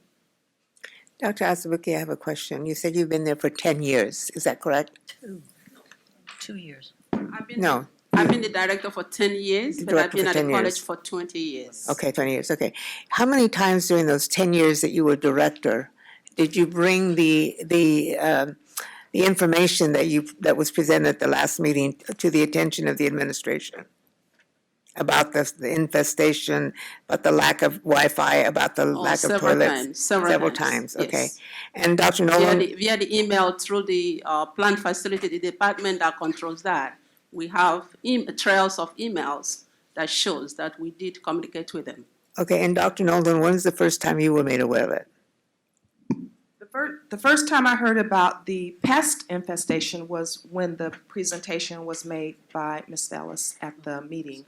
And we immediately sent pest control out. Pest control reported to us that, you know, we have ant problems on campus, and they reported to us no evidence of roaches being there, but we've sprayed continuously since then, and as far as I know, there aren't any pest issues currently. With the Wi-Fi, we've had the way that the academic village is set up, on one side is the science faculty and the other side are the nursing faculty. We sent our IT folks in there on numerous occasions to test the Wi-Fi, and when they test the Wi-Fi, it works. It could be that it works sporadically, but when they go in, we have them to test it to see if we could upgrade it and bring it up to speed. They say we've tested it and it's working. The nursing faculty then said again that it wasn't working. So at the end of the day, we keep going back and we try to increase the capacity of the Wi-Fi for that to work. So when these things are brought to my attention, I'm not ignoring them. I find resources to address them, and frankly, I would not be doing my job if I knew that these things were going on and I wasn't trying to address them. So we have reiterated the proper protocol. I've asked them if they send notices of these things not operating properly to the plant facilities and they don't adequately respond or respond in a timely manner, please to let me know directly, and I will ensure that these things happen. Okay. And that's been my commitment to them since I've been there. And do you realize that those students that maybe are in biology or some of the other programs that you have are actually feeding into the nursing program? They're bringing money to the institution. It may not be nursing, but they have to take all those prereqs. So there's got to be a lot of students that are there because they want to get in the nursing program, and that's bringing revenue to the college because of the nursing program. I recognize that. I think that what we're also hearing is that there's a major disconnect between the communication between the administration and the administrators and the students. We're hearing very clear direction from our NEC, which has been excellent. I mean, that you've been able to bring this and make us realize that they are really making changes. That's great. To hear you're leaving is not so good. But we need a commitment that what is going to, on a go-forward basis, that the person that's going to take your role is going to see this as their priority. Well, I brought it to the attention of our chancellor, and he's provided a letter for you to understand what his commitment is. And he has not named my replacement. Right, I know that. So I don't know who that person will be, but I certainly would not have any issue with addressing where I've left off and where they should pick up. Well, I just hope that that filters down to the people that are running the program. Barbara, so that you're aware, as Dr. Velez has indicated, I personally contacted the chancellor to speak with him, which I do believe has kind of expedited some of these improvements. Use your microphone. I personally contacted the chancellor to have a conversation with him from executive to executive, and I do believe that the improvements that we see in place was somewhat the result of that conversation. And I do plan to follow up with him, just again to continue to make sure that we are on target with the promise that's outlined in the letter provided. So there has been some communication. Do we have a copy of that letter? Yeah, the letter's I have a in- copy of the letter. It's in our- and- it's in It's in the It is in the addendum I gave you. And It's in our packet. I have a packet of pictures of the facility that they're being in the process of being relocated to, as well as a timeline for the relocation. So by the time I get back to campus, this will be well underway. And they should all be moved and housed in offices and offering classes in the SOCT building effective August, beginning of our fall term. And Doctor, So you I know believe if that's a permanent place or is that temporary until the new facility is approved? And what's the timeline for that bond to be approved for the new facility? Well, the bond is already in place. Okay. It was our top choice for the bond supporting a building on our campus. As I pointed out, we have capacity load issues on campus, and Yeah. building a new building typically does not happen when you have capacity load issues on campus. But we are accommodating them in a LEED certified platinum building So, Which is very impressive. so it is Very impressive, possible that, excuse me, Barbara, it is possible that this building may not come under fruition. This new nursing facility may not come under I fruition. can address that. I can only say that that was the top project that the college submitted for funding at the college. And it's going to be up to the Board of Trustees with the Community College District as to whether or not the building actually gets built. When is the next Board of Trustees meeting in this on the agenda? It's not on the next agenda, as I know it's going to be in the second week of July. So it's not on the agenda in terms of they're going to vote and say they're going to get a new building. No, it's not on the agenda in that way. It's on the agenda in terms of it being requested as part of the package of buildings and renovations that are happening on our campus. Last question. So there has been a blueprint submitted. No. So there's What no happens- blueprint for the nursing or design. What happened was, because of the capacity load issues, we were asked to find a building on campus that currently existed that could be renovated. Okay. So they did a study on that particular building, and in order to renovate that building, it would cost more than taking it down, right? And so because they determined that taking that building down and building a new building would not be in the interest for that particular space, it was then we proposed a new building. And that's kind of where we are right now. Thank you. Thank you very much for your presentation. You know, I don't think we have anything solid and permanent in place where we can protect these students and carry out our mission, which is to protect the public. And these students are a part of the public. And until we see something permanent, my recommendation is that we continue with the warning and status with an intent to close the program. I second that motion. Are there any public comments? Any public comments related to this item?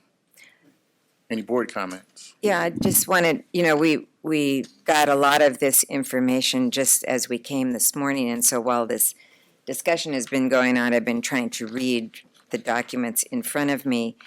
And I see the letter that you referred to from the chancellor. But it does not, it does not commit to anything but this, what you referred to as SACTI building as a temporary fix to the overall problem of having an adequate facility for a nursing program. And I note also that I read something here that says the overall original plan for the LASC nursing building started over 8 years ago at 40,000 square feet, then over the years was reduced to 20,000 square feet. I believe, if I'm understanding correctly, our staff report, you've been getting indications that, just wait, we'll eventually get this building, just wait, we'll eventually get this building. I mean, this has been a long, ongoing process preceding your tenure in your position, for sure. So I just think that the board, sees the full picture over a fairly long period of time. And I hope that as we take whatever action we're going to take, it's understood that that's what we're dealing with, is that it's clear that even the chancellor's letter that says, okay, now we have this temporary arrangement, a new temporary arrangement, it's not what ultimately is needed. So between the facility stuff is only part of it, because there are other non-compliance issues that have to do with that are programmatic. So these Band-Aid arrangements, unfortunately, will not allow the program, I don't think, in the long haul, to really be the great program that I'm sure you all would like it to be. So that's just my perspective based on what I've read, what I've heard, what I've tried to understand. Can I just ask a point of clarification? The size of a new building versus the size of what you're putting the program into now, that an LEED building is a state-of-the-art facility. It's a major state-of-the-art facility. So how big a building is the one that you're moving everything into versus what this new building might have been or will be? The building houses more than will house more than just what we're doing for the nursing program. So there's space. There's space. More than adequate space. More than adequate space. So I have a comparison, and I'll leave this here, with the space that they had in the academic village, which is the space they're vacating, compared to what they were requesting in a new facility. And actually, the space that they have available in SACTI would be more than what they would get even if they had a new facility. So that's one thing. I think that from my perspective, what the the district could do is if the, I mean, and, you know, you'd have to look at the facility to determine whether or not it's not adequate for a nursing program. The district would want to then renovate the existing space in Sakti to make it be what the nursing building needs. There are 2 labs that are completely appropriate for what they need to do, and then the classroom space is appropriate. There are computer labs in the building and faculty offices in the building. So the Sakti building, as opposed to where they were with a little over 7,000 square feet, will actually give them about 8,600 square feet.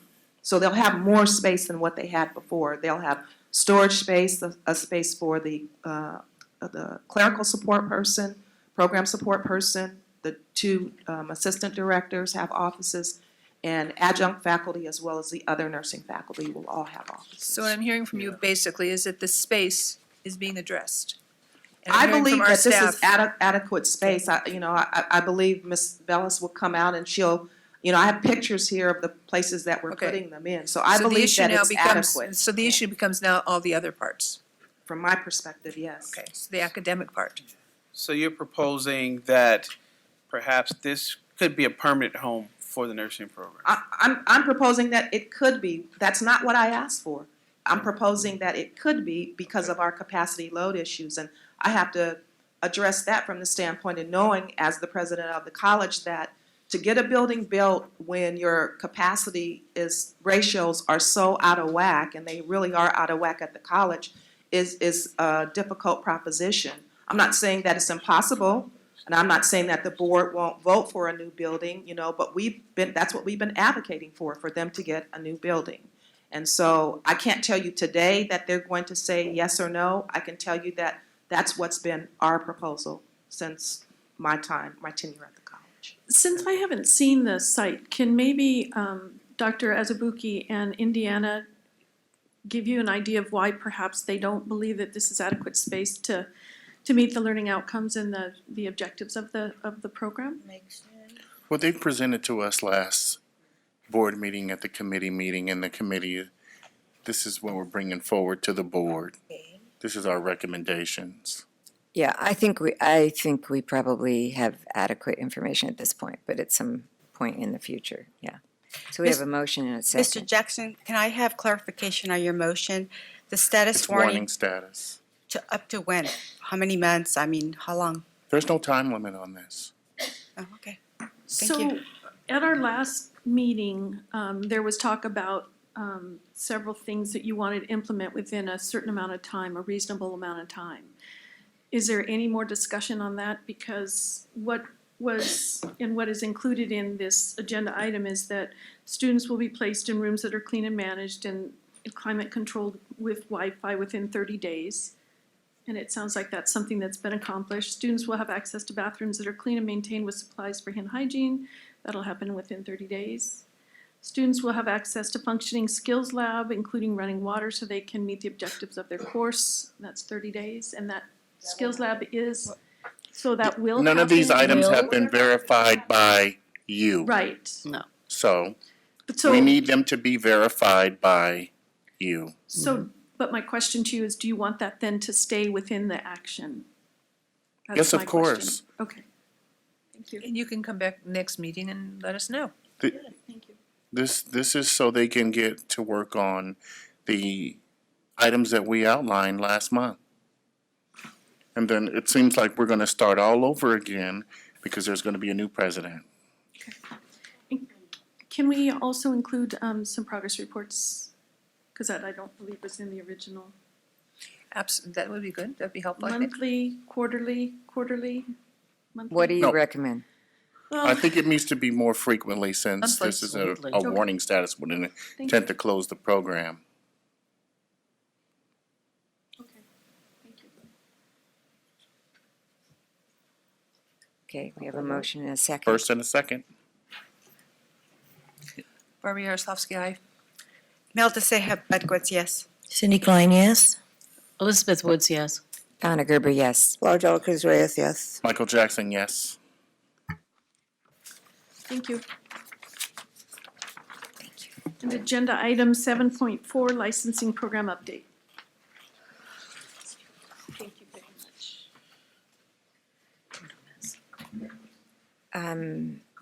Yeah, you know what? I think we need to, Last agenda item for the education. okay, be quick. I don't think it's not the controversial. Okay. Good morning, Christina Sprague, Chief Licensing and Administrative Services, giving the licensing program report update. I will actually be quick. A lot of the items within my report have pretty much been discussed this morning with regards to vacancies, our number of positions, et cetera. So the licensing program evaluators are currently processing the initial review and exam and endorsement applications received in late April. Myself and actually this is a little different. It wasn't the assistant executive officer, it was the enforcement chiefs. We presented an overview regarding the application and eligibility process, as well as the enforcement process to California students at each of the board meetings on the petitioner hearing days. We continue to receive electronic transcripts from our California programs, and we are in the process of completing the spring graduates. We have a number of classes that have graduated within the last couple of weeks, or last few weeks, and we are receiving their transcripts currently and are processing those as they come in. In addition, we have improved the endorsement application process, and we conducted a pilot project which with staffing agencies, which occurred in April of 2017 for accepting electronic transcripts. We did fully launch in March of 18 the electronic transcript process for our out-of-state applicants. So we are processing electronic transcripts now for all endorsement applicants and out-of-state graduates as well. Endorsement applicants are now able to submit all of their application requirements completely online. Well, aside from one item, of course, which is the mailing of a fingerprint hard card if they are currently not in California and cannot submit LifeScan. That would be the only item that is not electronically sent to us. We also have noticed a reduction in the amount of the deficiency letters that we are mailing to applicants, as well as the amount of status requests from applicants. We have implemented a number of BREEZE system improvements throughout the application streamlining process with online features such as online application status checks, and as well as documenting deficiency notifications for those status checks. So our applicants are now able to log into their BREEZE account to verify any deficiencies on their application upon our review. So we do expect to see further decrease in application processing times with additional improvements in the future. We have also noticed that we are receiving about 80% of our exam and endorsement applications online. So that is definitely a push forward to not receiving paper documents as well.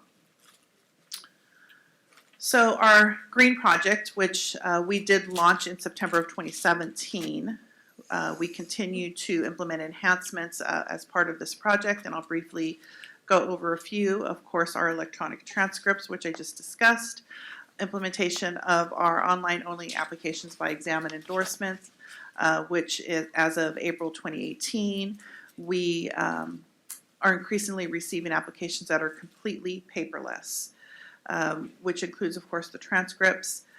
And we are currently in the transition phase as internal business processes are documented and streamlining before the full implementation of online only, which means we will no longer accept paper applications at all.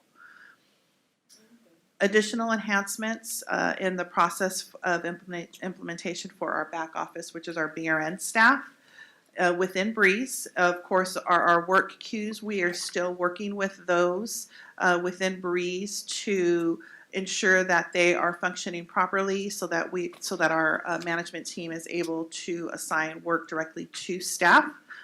That is slated for implementation this year. Of course, our elimination of creating paper file folders. Once we go completely paperless with all online applications, we will no longer be printing labels, creating actual paper file folders for our U.S. and California applicants. Our online applications, the exam and endorsement application has been updated this year. The applications are now more streamlined with clear instructions to the applicant. And of course, we expect to receive fewer mail, less mail in the future as well. The online advanced practice applications have been partially updated. They're still in the process of review, and we expect that all of our advanced practice application improvements are scheduled to be implemented in late 2018. So those are currently in process. Our consumer assistance call center. So we had a lot of discussion this morning about our submission of our concept papers for additional positions, and the discussion did go over a lot of the call center information and data. So of course, we support a population of over 435,000 licensees and over 35,000 applicants. Our call center manager and supervisor have been monitoring our daily statistical information and have been working with staff to increase the number of calls answered per hour. The call center supervisor has worked directly with staff to draft scripts for call agents to use when responding to callers' questions. The scripts cover a variety of common questions and scenarios that are received by the call center daily. They provide responses based on the type of questions and where in the process the licensure renewal application may be. The scripts also guide our agents when responding to uncommon questions and assist them in locating appropriate information within the brief system to ensure they're providing accurate responses.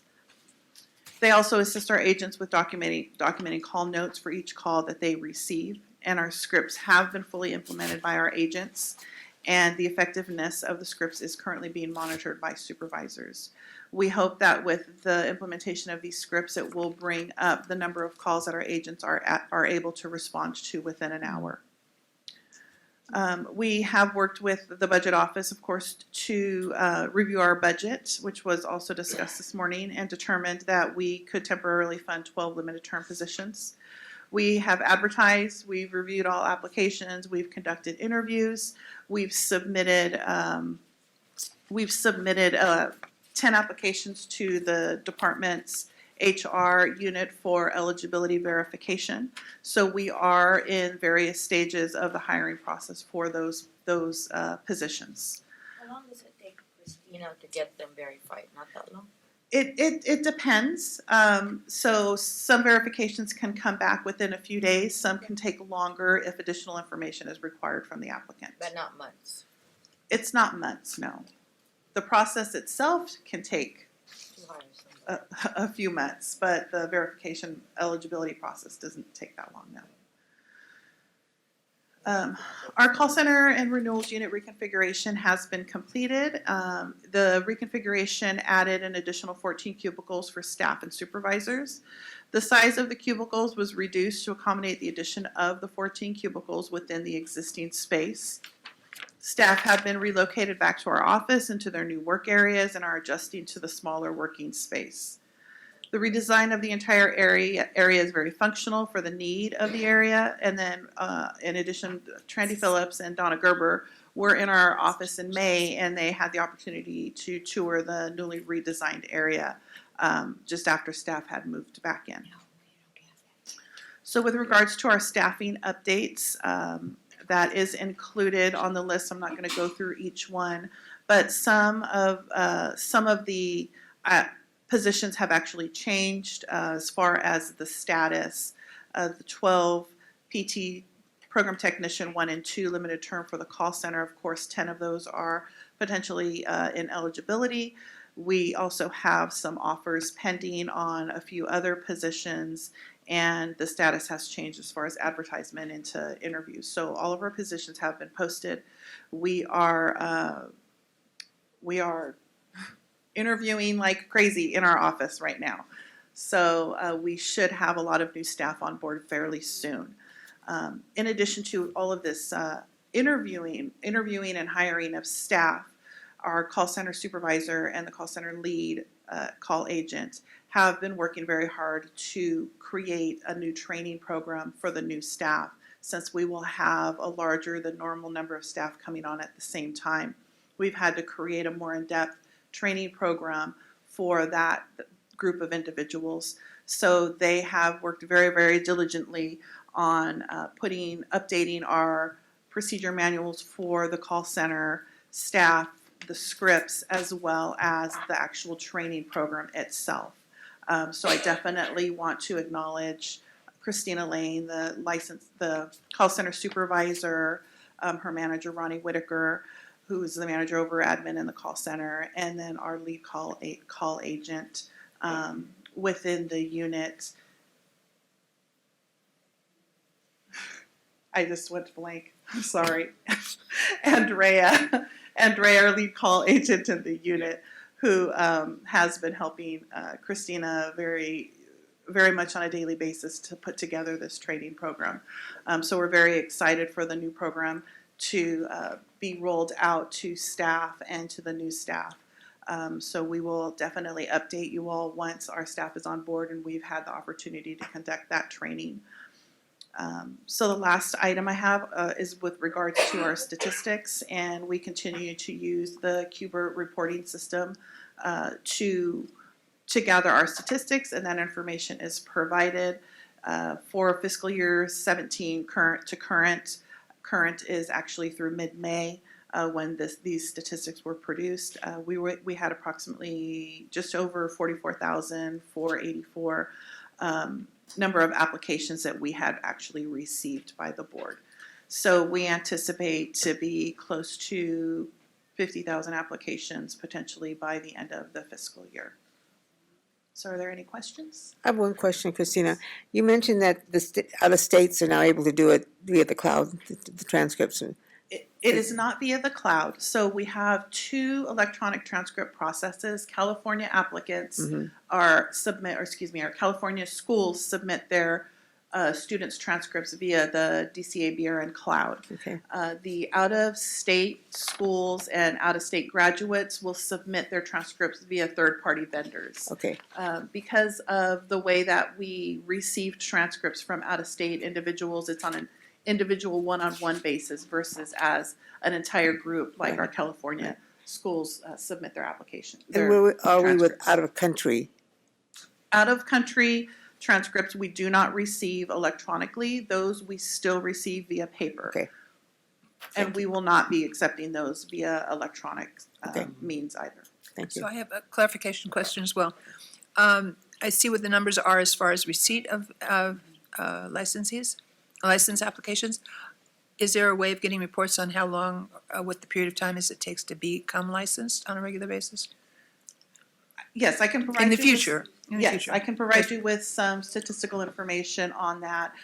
One of the things that we do need to take into consideration is that we pretty much license on a flow basis. So we potentially have individuals that may have already been in the queue for some period of time that had deficiencies that they had to resolve that could factor into the amount of time that it takes that application to be processed. I just think it's important as a board for us to be aware of that, so that if there starts to be some kind of questions as to timing, that we're ahead of the game. And that Yes, would we be can great. provide that. I'll provide that information in my next report. Thank you.